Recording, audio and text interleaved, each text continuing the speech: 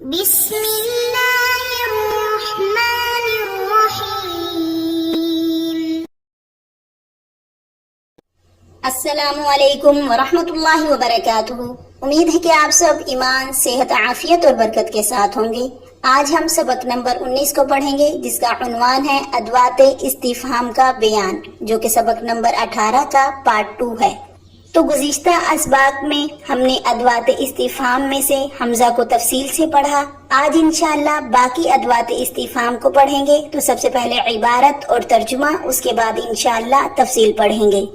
وَهَلْ لِطَلَبِ التَّصْدِيقِ فَقَدْ نَحْوُ هَلْ جَاءَ صَدِيقُكَ وَالْجَوَابُ نَعَمْ أَوْ لَا وَلِذَا يَمْتَنِعُ مَعَهَا ذِكْرُ الْمُعَادِلِ فَلَا يُقَالُ هَلْ جَاءَ صَدِيقُكَ أَمْ عَدُوُّكَ وَهَلْ تُسَمَّى بَسِيطَةً إن استفهم بها عن وجود شيء في نفسه نحو هل الأنقاء موجودة ومركبة إن استفهم بها عن وجود شيء لشيء نحو هل تبيز الأنقاء وتفرخ وما يطلب بها شرح الاسم نحو ما العسجة أو اللجين أو حقيقة المسمى نحو ما الإنسان أو حال المذكور معها كقولك لقادم عليك ما أنت ومن يطلب بها تعيين الأقلاء كقولك من فتح مصر ومتى يطلب بها تعيين الزمان ماضيا كان أو مستقبلا نحو متى جئت أو متى تذهب وأيان يطلب بها تعيين الزمان المستقبل خاصة وتكون في موضع التحويل كقوله تعالى يسأل أيان يوم القيامة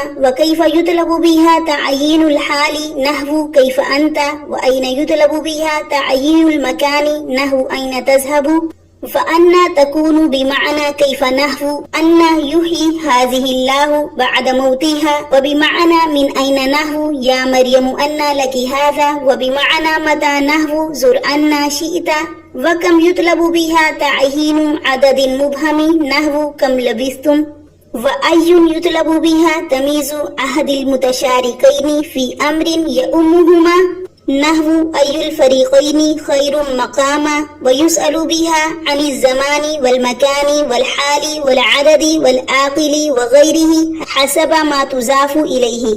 اب ترجمہ دیکھ لیجئے۔ اور حل تصدیق کی طلب کے لیے آتا ہے، فقط جیسے کیا تیرا دوست آیا، اور جواب نعم یا لا کے ساتھ ہوگا، اس لیے ممتنع ہے اس کے ساتھ معادل کا ذکر کرنا۔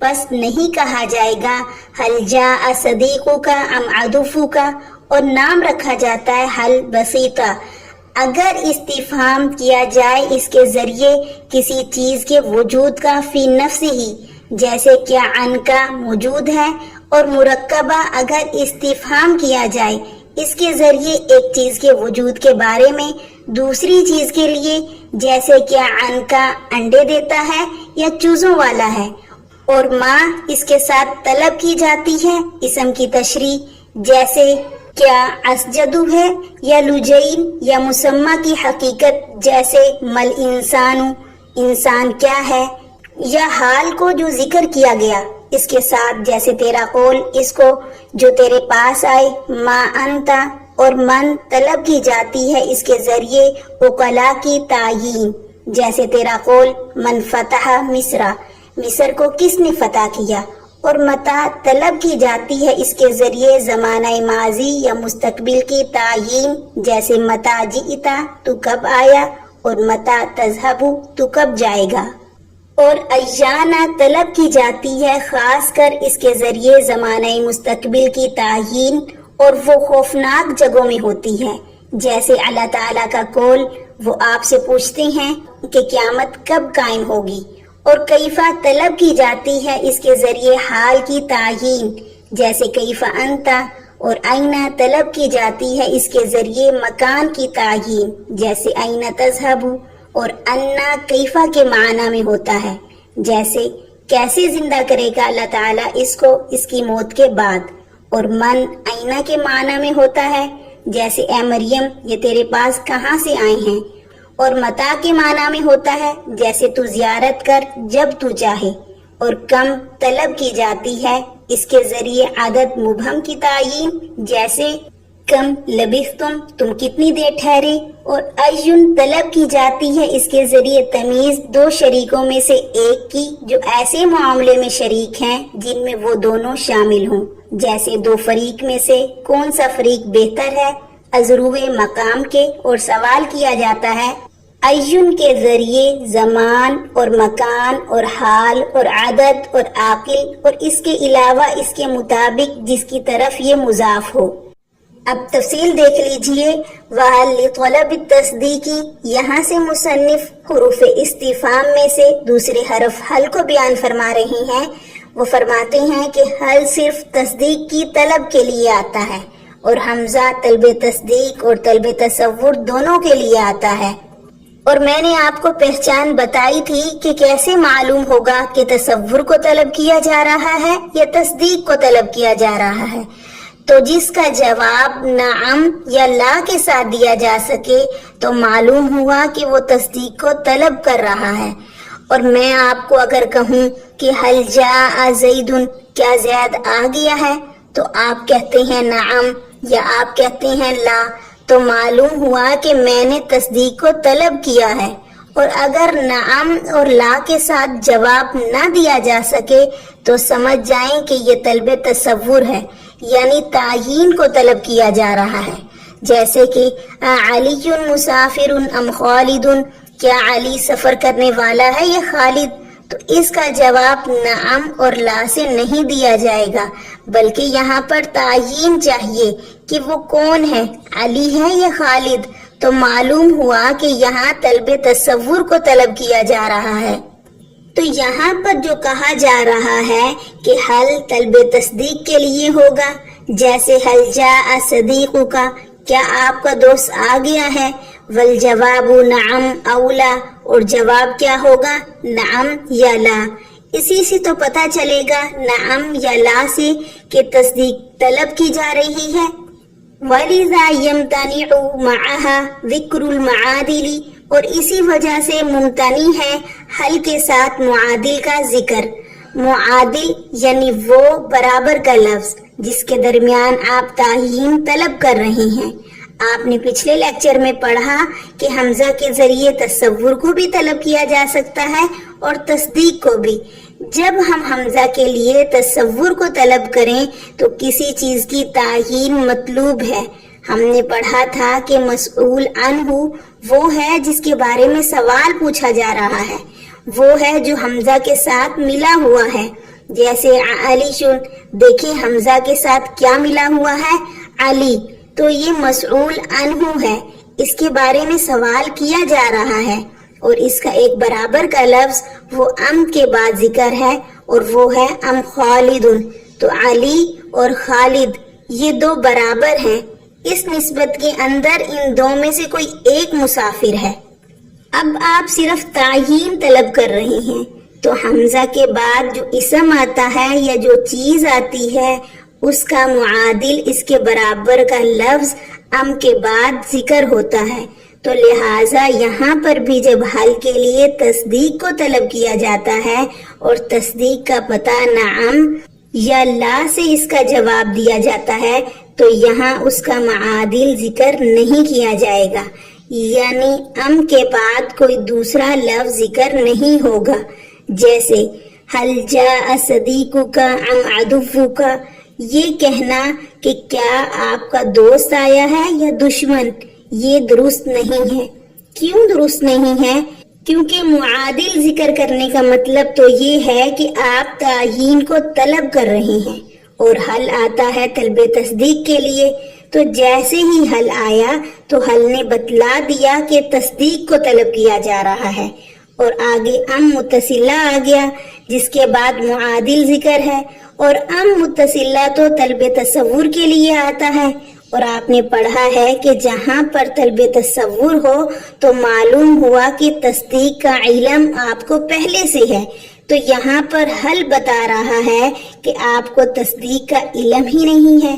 کیوں؟ کیونکہ حل طلب تصدیق کے لیے آتا ہے، اور ام بتا رہا ہے کہ آپ کو طلب تصدیق پہلے سے ہے، تو دونوں میں منافات ہے، دونوں ایک دوسرے کی ضد ہیں، دونوں چیزیں اکٹھی نہیں ہو سکتی، یا تو آپ کو تصدیق کا علم پہلے سے ہوگا یا نہیں ہوگا. یہ نہیں کہا جا سکتا کہ آپ کو علم بھی ہو اور نہیں بھی ہو. تو لہٰذا یہاں پر معادل کو ذکر کرنا درست نہیں، یعنی کہ ام متصلہ کو استعمال کرنا صحیح نہیں ہے. یہ تو وہ صورت ہے جب ہم نے اس کو ام متصلہ بنایا. ہاں، اس کو آپ ام منقطعہ بنا سکتے ہیں. مثلا میں نے پچھلے لیکچر میں آپ کو فرق بتایا تھا کہ ام متصلہ اور ام منقطع میں، کہ ام منقطعہ کے بعد پورا جملہ آئے گا، تو لہٰذا ما بعد میں پورا جملہ کر دو تو کلام صحیح ہو جائے گا. جیسے کہ حل جاء صدیقک ام جاء عدوک. اب ام کے بعد معادل نہیں ذکر، ایک لفظ ذکر نہیں ہے، بلکہ پورا کلام ہے، پورا جملہ ذکر ہے، اور یہ ام منقطعہ بن جائے گا. تو معلوم ہوا کہ پہلے آپ نے مخاطب کے دوست کے بارے میں پوچھا تھا، پھر اس سوال کو آپ نے چھوڑ دیا کہ دوست کے بارے میں تو میں نے پوچھنا ہی نہیں تھا، میں نے تو اس کے دشمن کے بارے میں پوچھنا تھا. تو لہٰذا وہ سوال چھوڑ کر دوسرا آپ نے کر دیا. تو یہ ام منقطعہ ہوا، اور ام منقطعہ وہ تو تصدیق کے اندر استعمال ہوتا ہے، تو حل بھی تصدیق کے لیے ہو جائے گا.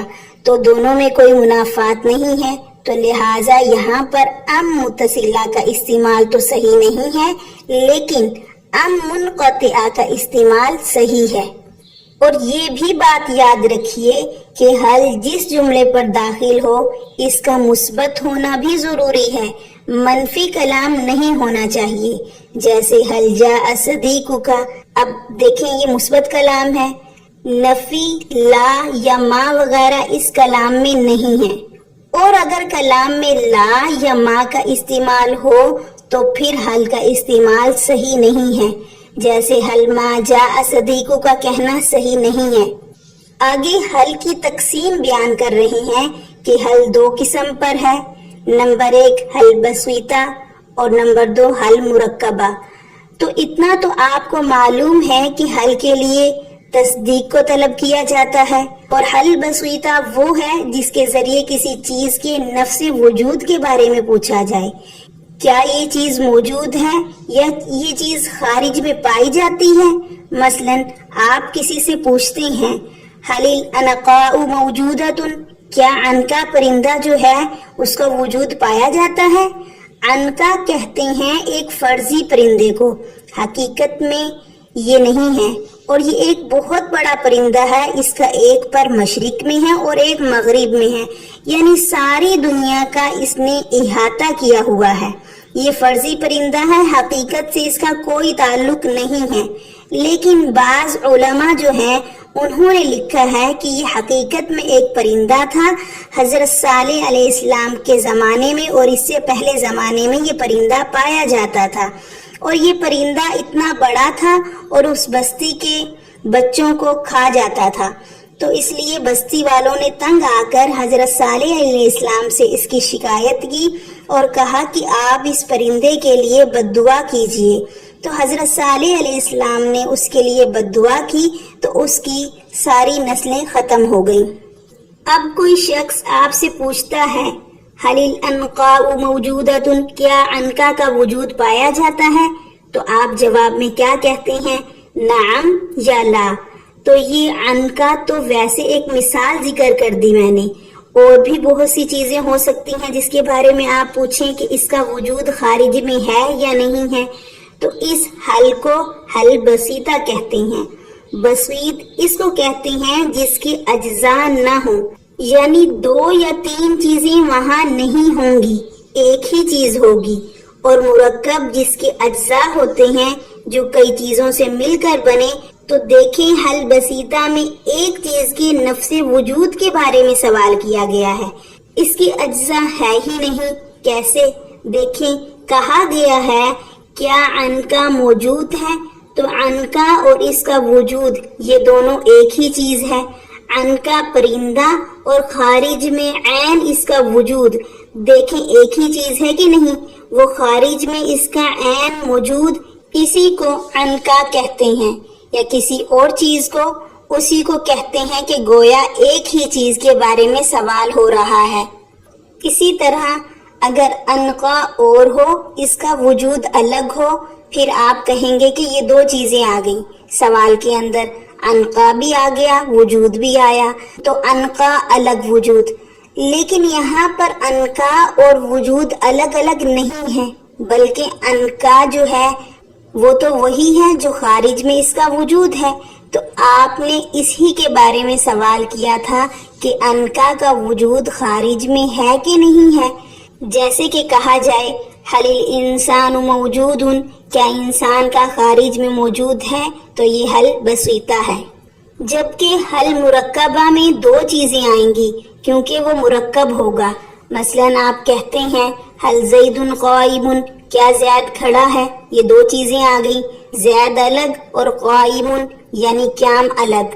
تو آپ نے زید کے لیے قیام کا ثبوت ہے یا نہیں اس کے بارے میں پوچھا، تو دو الگ الگ چیزیں آئیں، تو اس کو حل مرکبہ کہتے ہیں۔ اسی طرح حل تبیض الانقاء وتفرخ، کیا عنقا انڈے دیتا ہے اور چوزوں والا ہوتا ہے، تو تفرخ کا مطلب ہوتا ہے چوزے والا ہونا۔ تو ایک شخص آپ سے پوچھتا ہے حل تبیض الانقاء وتفرخ، کیا عنقا انڈے دیتا ہے یا چوزے والا ہوتا ہے، تو آپ جواب میں نعم کہیں گے یا لا کہیں گے۔ تو گویا پوچھنے والا یہ پوچھ رہا ہے کہ کیا عنقا کی نسل آگے چلی ہے، یعنی انڈے اور چوزے ہوتے ہیں کہ نہیں ہوتے، تو آپ جواب میں نعم یا لا کہیں گے۔ تو یہ تصدیق کے لیے حل آیا، اور حل آتا ہی تصدیق کے لیے ہے، تو وہ، اور یہاں پر واو کو او نہیں پڑھنا، او پڑھیں گے تو بات غلط ہو جائے گی، پھر معنی ہوگا کیا عنقا انڈے دیتا ہے یا چوزوں والا ہوتا ہے، پھر تو آپ تعیین کو طلب کر رہے ہیں، اور حل تعیین کی طلب کے لیے نہیں آتا بلکہ تصدیق کے لیے آتا ہے، اور حمزہ جو ہے وہ طلب تصدیق اور طلب تصور دونوں کے لیے آتا ہے، اور حل تصدیق کے لیے، اور باقی جتنے بھی ادوات ہیں وہ سارے طلب تصور کے لیے آئیں گے۔ اور طلب تصور کا کیا مطلب ہے، یعنی آپ کو تصدیق کا علم پہلے سے ہے، آپ صرف کیا چاہتے ہیں، صرف تعیین چاہتے ہیں۔ اب وما یطلب بہا شرح الاسم، یہاں سے مصنف حروف استفہام میں سے تیسرا حرف ما کو بیان فرما رہی ہیں، اور وہ 3 معانی کے لیے استعمال ہوتا ہے۔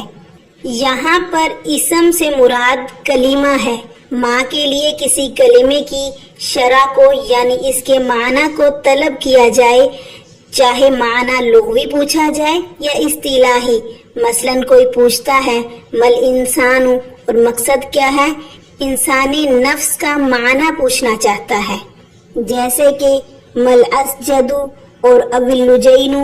تو اس مثال میں ماں کے ذریعے اسجد اور لجین کے نام کے بارے میں وضاحت طلب کی جا رہی ہے کہ یہ کس چیز کے نام ہیں، تو جواب میں کہا جائے گا والذہب والفضہ، کیونکہ اسجد کو کہا جاتا ہے سونا یعنی ذہب، اور لجین کو کہا جاتا ہے فضہ یعنی چاندی۔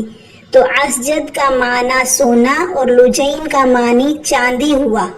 اور کبھی ما مسمى کی حقیقت بیان کرنے کے لیے آتا ہے، جیسے مل انسان، انسان کیا ہے، یعنی زید، بکر، عمر وغیرہ کو جو انسان کہتے ہیں اس کی حقیقت کیا ہے، تو جواب میں کہا جائے گا حیوان ناطق۔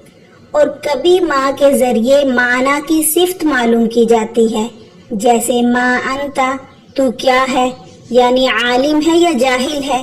اگر عالم ہے تو جواب میں عالم کہا جائے گا، اور اگر جاہل ہے تو جواب میں جاہل کہا جائے گا۔ اور آگے وَمَن يُطْلَبُ بِهَا تَعْيِينُ الْعُقَلَاءِ، یہاں سے مصنف حروف استفہام میں سے چوتھا حرف من کو ذکر کر رہے ہیں، اس کے ذریعے ذوی العقول کی تعیین مقصود ہوتی ہے، یعنی من کے ذریعے عقلاء کی تعیین کو طلب کیا جاتا ہے۔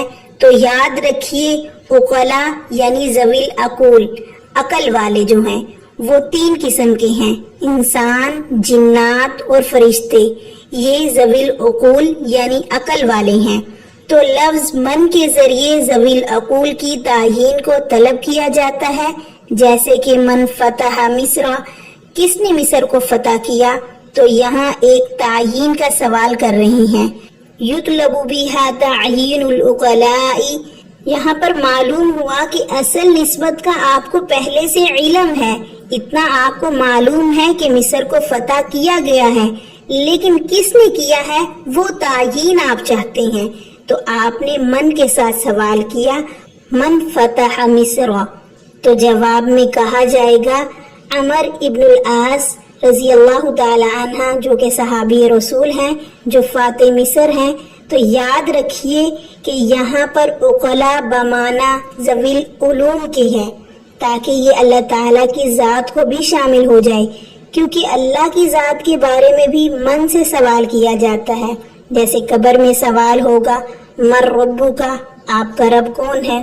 تو یہ من کے ذریعے ذات باری تعالیٰ کے بارے میں سوال ہوا، تو ذوی العقول کو ذوی العلوم کے معنی میں اس لیے لینا پڑے گا کیونکہ اللہ کی ذات کے لیے عاقل کا اطلاق صحیح نہیں ہے، اس لیے کہ اگر اللہ کے لیے عقل کو مانا جائے تو ذات باری تعالیٰ کا مرکب ہونا لازم آئے گا، اور جو چیز مرکب ہوتی ہے وہ حادث ہوتی ہے، قدیم نہیں ہوتی، جبکہ اللہ کی ذات اور صفات قدیم ہیں، اور جو چیز عاقل ہوگی وہ مرکب ہوگی، اور جو مرکب ہوگی وہ محتاج ہوگی، اور جو محتاج ہے وہ قدیم نہیں ہو سکتا، وہ حادث ہوگا۔ تو اللہ کی ذات پر عاقل کا اطلاق صحیح نہیں ہے، ہاں عالم کا اطلاق صحیح ہے۔ آپ بھی کہتے ہیں اللہ عالم الغیب ہے۔ اچھا، ایک بات یاد رکھیے کہ یہ جو حادث اور قدیم ہے یہ اصطلاحی الفاظ ہیں، قدیم کا معنی پرانا نہیں ہے، یہ تو اردو کا معنی ہے، اصطلاحی لفظ ہے۔ قدیم اسے کہتے ہیں جس پر کبھی عدم نہ آیا ہو، یعنی کبھی ایسا زمانہ نہیں آیا کہ اس کا وجود نہ ہو۔ اللہ کی ذات اور صفات ہمیشہ سے ہے اور ہمیشہ رہے گی، تو اس لیے اللہ کی ذات قدیم ہے، اور حادث وہ ہے جس پر عدم آیا ہو، یعنی کوئی ایسا زمانہ تھا جس میں اس کا وجود نہ ہو۔ تو اللہ کی ذات اور صفات کے علاوہ جتنی بھی چیزیں ہیں وہ سب حادث ہیں، چاہے وہ فرشتے ہوں، انسان ہوں، جنات ہو یا جو بھی ہوں۔ وَمَتَى يُطْلَبُ بِهَا تَعْيِينُ الزَّمَانِ، یہاں سے مصنف حروف استفہام میں سے 5واں حرف متا کو ذکر کر رہے ہیں کہ اس کے ذریعے زمانے کی تعیین طلب کی جاتی ہے، خواہ وہ زمانہ ماضی ہو، مستقبل ہو۔ اگر زمانہ ماضی ہو تو پھر اس کی مثال یہ ہے متا جئتا، تو کب آیا، تو جواب میں غدن یا صباحن کہیں گے۔ اب اس مثال میں زمانہ ماضی کی تعیین کو طلب کرنا ہے۔ اگر زمانہ مستقبل ہو تو پھر اس کی مثال ایسے آئے گی جیسے متا تذهب، تو کب جائے گا، تو جواب میں کہیں گے بعد سنۃ او بعد شہر وغیرہ۔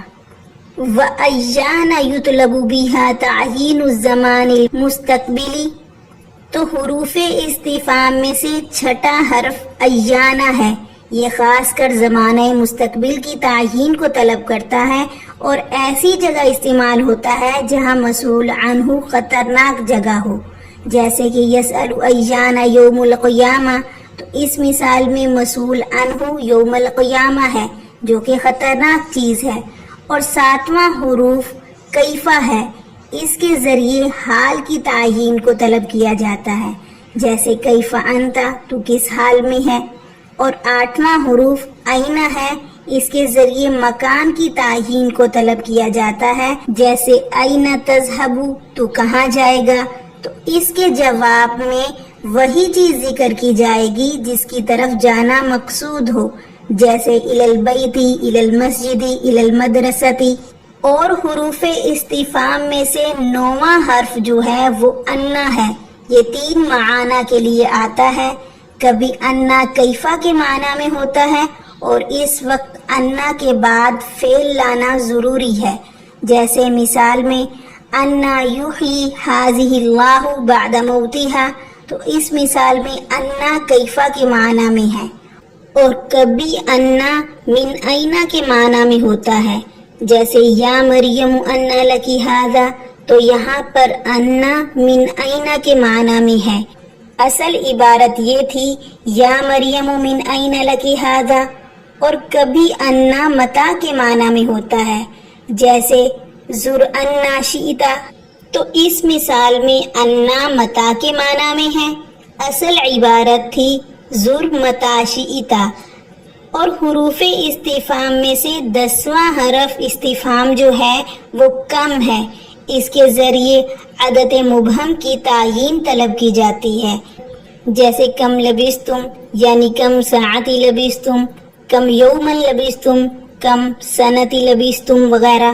اور حروف استفہام میں سے 11واں حرف ایون ہے، اس کے ذریعے 2 مشترکہ چیزوں میں سے ایک کی تعیین کرنا مقصود ہوتا ہے، جبکہ وہ کام دونوں کو شامل ہو، جیسے کہ ای الفریقین خیر مقاما۔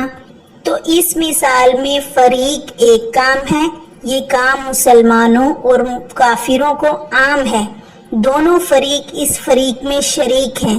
اب ایون کے ذریعے ایک فریق کو الگ کیا جا رہا ہے کہ 2 فریق میں سے کون سا فریق زیادہ اچھا ہے ازروِ مقام کے، مسلمان یا کافر۔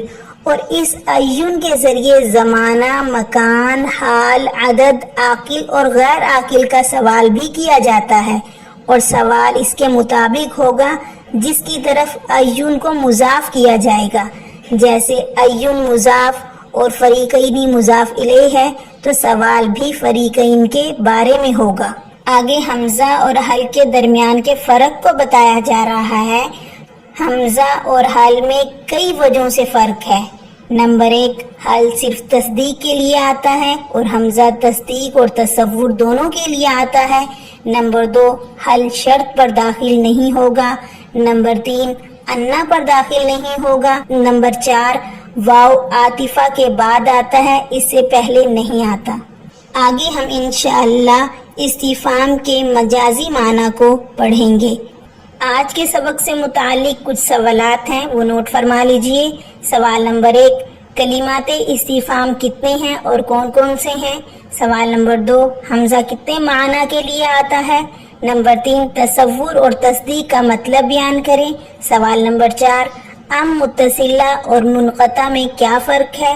نمبر 5، حل کی کتنی قسمیں ہیں اور کون کون سی ہیں؟ نمبر 6، حل بسیطہ اور حل مرکبہ کی تعریف کریں۔ نمبر 7، انا کتنے معنوں کے لیے استعمال ہوتا ہے؟ جزاکم اللہ خیرہ۔